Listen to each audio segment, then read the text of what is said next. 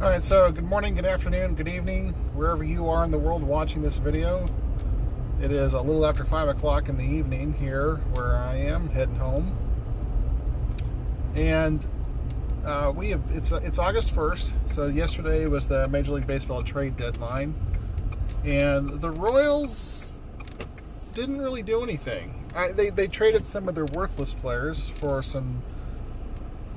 maybe some prospects, or really not much of anything. The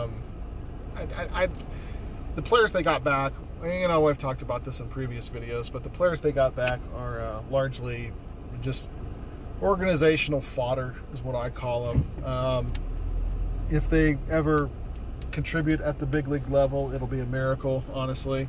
But you know what? The Royals weren't in a position. When you're trading guys like Homer Bailey and Jake Diekman and Martin Maldonado, who the Royals traded to Chicago, and then Chicago a week later turned around and traded him to Houston, what does that tell you? I mean, it tells you that these players are not players that people want. And that's why the Royals didn't get a whole lot for these guys. And that's fine. I wasn't anticipating the Royals getting a lot back. The players that would get something back, Jorge Soler, Whit Merrifield, Ian Kennedy, if the Royals would eat money on his contract, Danny Duffy, the Royals were not willing to trade them, or, as if you believe the reports that have come out, and I tend to do believe them, that they said that the Royals were asking for a lot, they were asking for the moon, essentially, especially for Whit Merrifield. And so I wanted to talk about kind of what the Royals are going to do going forward. The Royals did not trade Billy Hamilton because nobody wants Billy Hamilton, but he's still on the roster. They did not designate him for assignment, so Brett Phillips is still languishing in Omaha.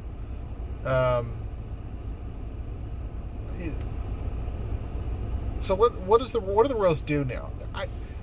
I was one of these people who thought the Royals probably should trade Whit Merrifield. Now, so let me make this next statement. I'm a firm believer, especially for players of Whit Merrifield's age, which he is 30 years old, their trade value is never as higher than it is right now. That if you wait till tomorrow, their trade value is going to be lower. If you wait 2 days, it's going to be lower than that. Now, is it perceptibly noticeable? No, probably not. But my point is that the longer that you wait on a guy like this, who is advancing in age, and he's probably reached he probably has a year or two left at his current production value, and then he's gonna start to taper off, I would imagine. We've seen that with guys like Ben Zobrist, but Whit Merrifield is very athletic, and maybe he can last longer, and he did come up later, so.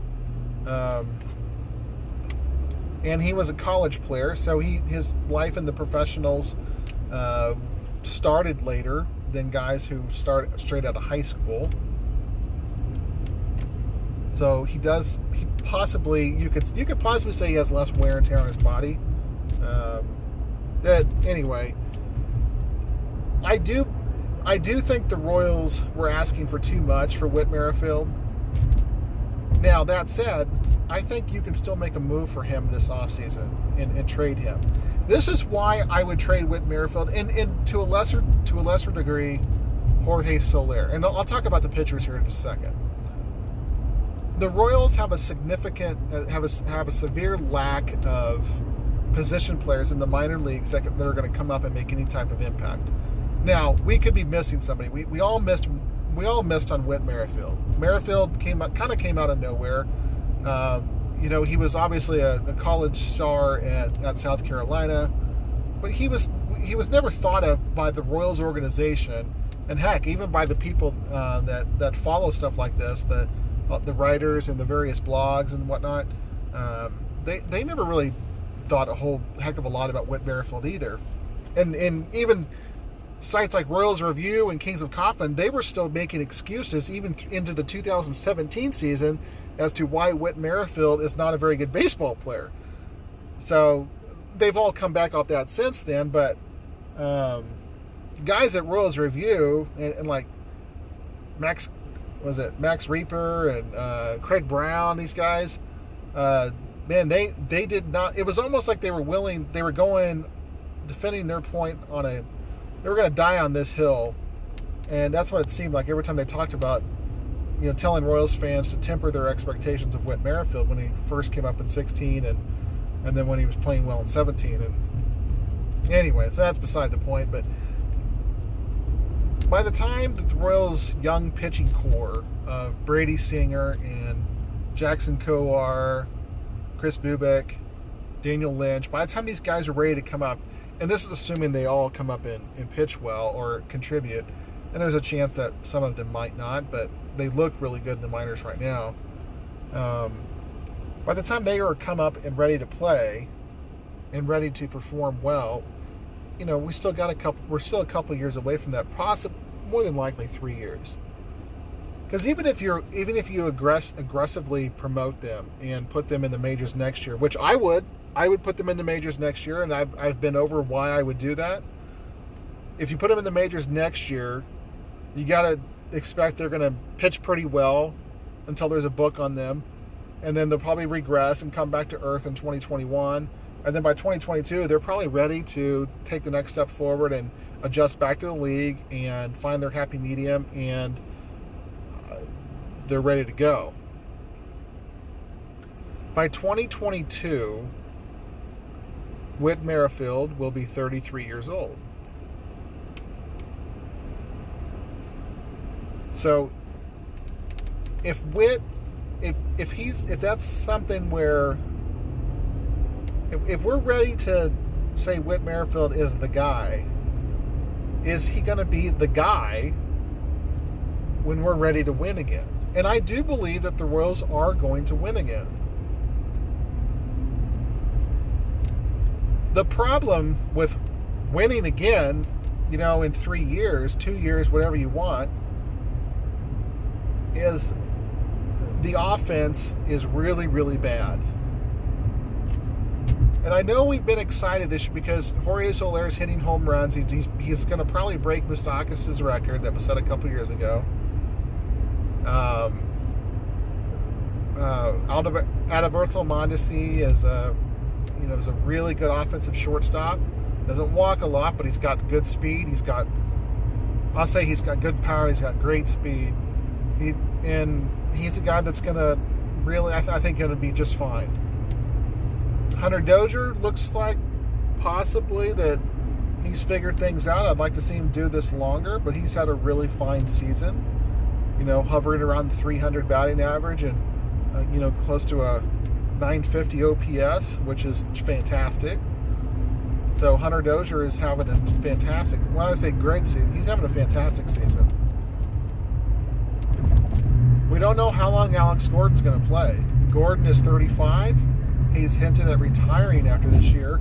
But in 2 or 3 years, Alex Gordon is definitely not going to be the focal point. He's probably going to be gone by then.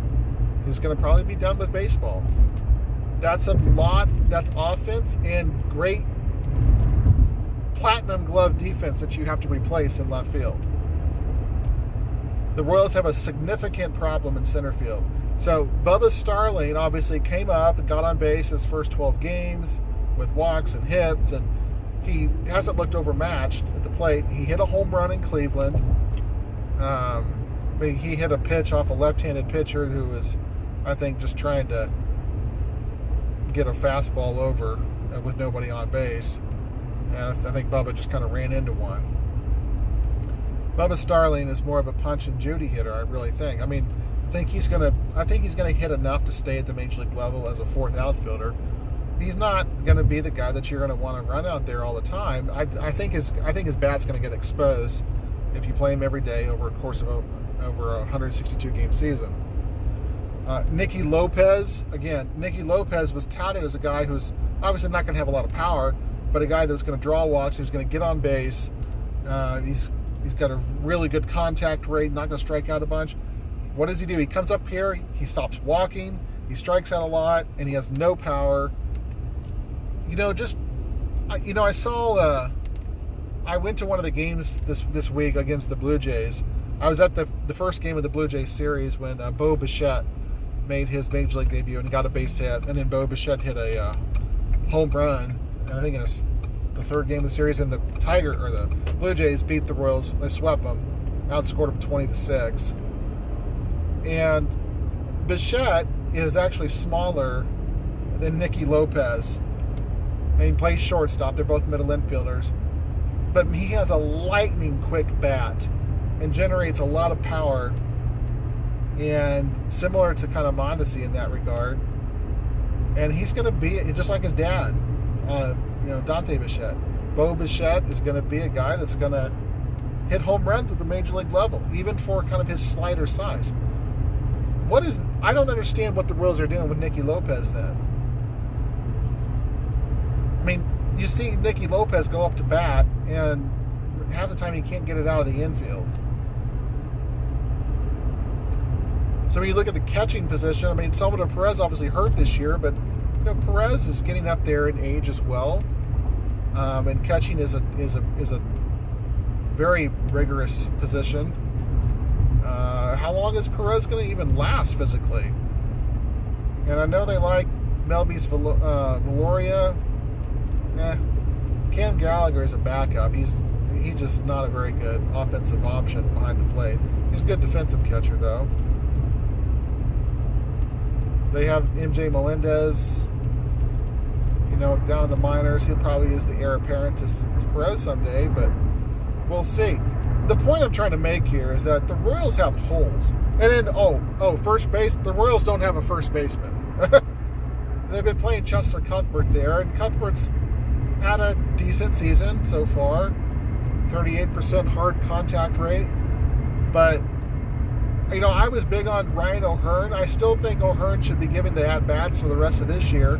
But O'Hearn has really failed to distinguish himself or failed to capitalize on his opportunity that he had last year. He's failed to prove that he's more than just a guy. And I really want Ryan O'Hearn to succeed. But I don't think Ryan O'Hearn is going to be an everyday first baseman, going forward. And I wish he was, because a guy that can hit home runs and a guy that can draw walks and get on base, that's who Ryan O'Hearn is. So there's a place for that, but first of all, he's got to be able to hit the home runs. And he's not hitting the ball very well. So the Royals really have nothing in them. I know they've got Nick Prado, but so these guys in the minors, like Prado and Elier Hernandez and Khalil Lee, look, these guys are not, there's nothing in their statistics and their numbers. And again, I'm not a scout. I've not ever seen them play in person. But there's nothing in their numbers that's going to suggest to me that these guys are going to come up and, be solid Major League players. And the Royals are just devoid of any type of talent from the hitting position in the minor leagues. We drafted Bobby Witt Jr. this past year in the draft, number 2 overall. I think Bobby Witt Jr. is going to be a heck of a baseball player. I really do. But he's 18 years old, or I guess he's 19 now, but I guess it's possible he could come up in 2 years, like a lot of these phenoms are. And obviously, if he's a franchise level player, he will come up soon. But he's not here now. But he's not. He's only one player, and he plays the same position, and he only plays shortstop. He only plays the position that Alberto Mondesi plays. I suppose one of them can play second base, because I don't think Lopez is the answer. But again, I'm only looking at internal options. And this is where it gets down to what the Royals need to do with Danny Duffy and Ian Kennedy, Jorge Soler, and Whit Merrifield. These 4 guys are not going to be a part of the next wave of contending teams that the Royals are going to throw out there. They're just not. I mean, it's possible that Duffy could be, but the Royals need to maximize their value in these players and trade them now. And so the one of those players I mentioned, Ian Kennedy, the Royals are going to have to eat a significant portion of Kennedy's salary to trade him. The Glass family has never done that, and they're probably not going to do it. I'm not going to fault them for that, because that's a failed thing on Dayton Moore, and it'd be a lot to ask, the owner of the team to say, can you cover this guy's salary because I sucked in making a transaction? I don't know. We'll see what happens. But me personally, if I was David Glass, I would probably say no.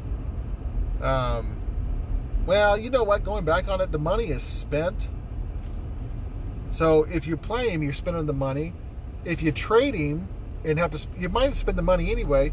Now that I think about it, it would be better just to pay his salary, trade him, and get the best player that you can for that, and just say, hey, Atlanta Braves, or hey, Milwaukee Brewers, somebody that needs a pitcher. You could just say, hey, we're going to give you Ian Kennedy and $20 million. Who's the third best prospect in your organization? And I think $20 million plus Ian Kennedy, which is the rest of what he has left on his contract for this year and next year. Well, this year's done. He can't be traded out. So really, we'll give you $16 million or $18 million and Ian Kennedy, who's pitched well out of the bullpen. And we'd like this guy, this left field prospect of yours who's ready to come up and play. Someone might bite on that. You're going to pay him, if you don't trade him, you're going to pay him anyway. Might as well get a player out of him. No one's going to take Ian Kennedy and his contract without cash. So you might as well pay it and get something in return for him. Duffy, Merrifield, Soler, I believe all three of those players should be traded this offseason. And I really like Whit Merrifield. On my cover photo on Facebook, it's the picture of Merrifield, Perez, Travis Kelce, and Patrick Mahomes, the four of them, all decked out in Royals gear. Well, Kelsey's got like a referee jersey on or whatever, but it's a tremendous picture. I love the picture. It's everything that's right with Kansas City sports right now. But I think it's time for the Royals to trade Merrifield in this offseason. You're still going to get a good return for him. I think the Royals should come back off their demands of 3 Major League ready players. No one's going to trade you three guys that are ready to play in the big leagues right now, because if they were, they'd play those guys in the big leagues right now. Why would you trade 1 for 3? I mean, Merrifield's good, don't get me wrong, but the Royals have to assume some risk here if they want 3 players back. I think a more likely scenario is the Royals could probably trade Merrifield for 2 players and come back off that a little bit, and you could probably get 2 Major League ready players. Maybe one who looks like really good, maybe one who might be a year away or something like that, but might be still considered Major League ready. Teams like guys like Jorge Soler. Now, the problem with Soler is that a lot of teams have a guy like that. Guys that are kind of middling average, good on base, and they hit home runs and they strike out. That's what Jorge Soler is. And a lot of teams have guys like that. And then Danny Duffy, who has a very team-friendly contract,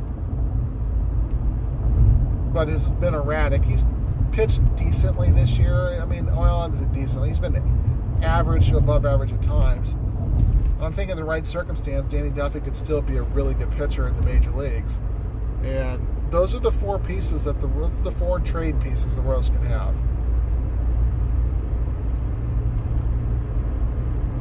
The Royals need outfielders in a bad way. Gordon's going to be gone sooner than later. They've got to address center field because Bubba Starling's not the answer. Even though I'm rooting for Bubba, he's not the answer long-term in center field. And in right field, there's no right fielder. I mean, Jorge Soler is a designated hitter at best, but I'm saying he should be traded. The Royals need 3 legitimate outfielders. Guys that can go and catch the ball, but guys that can hit the ball over the fence too. Okay? That's what the Royals need. This isn't the 2015 Royals anymore. We're not going to win by just slapping the ball all over the field and just run. Look, that's what Dayton Moore said he wanted to do this year, be the first team to steal like 300 bases. Well, it was a disaster. Billy Hamilton sucks. Terrence Gore sucks. And Whit Merrifield stopped stealing bases. Mondesi's hurt, Do you know today's August 1st? You know the Royals haven't stolen a base since I think they said July 14th, and they haven't even attempted a stolen base since like July 20th.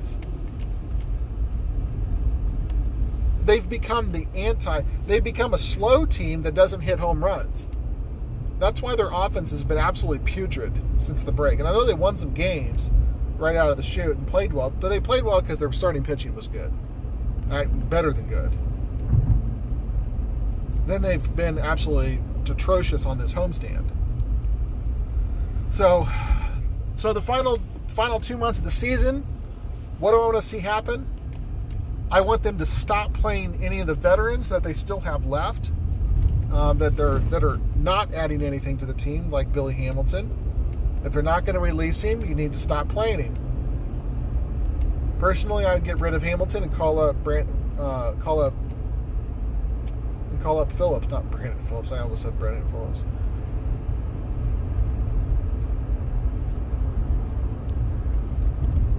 You've got to get Phillips up here. And throw him out there. That's what they did last year.